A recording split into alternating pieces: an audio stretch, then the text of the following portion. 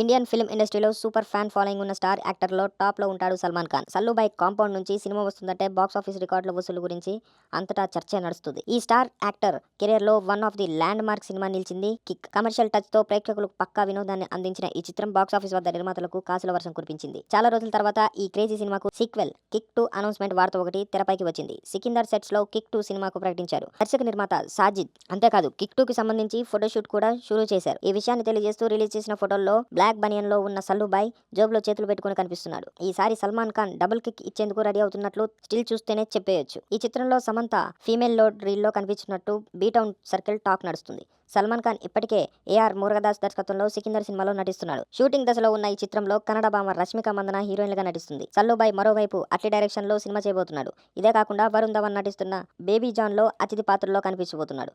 మొత్తానికి back to back సినిమాలతో అభిమానులను ఊపిరాడకుండా చేయాలని గట్టిగానే ఫిక్స్ అయినట్లు అర్థమవుతుంది.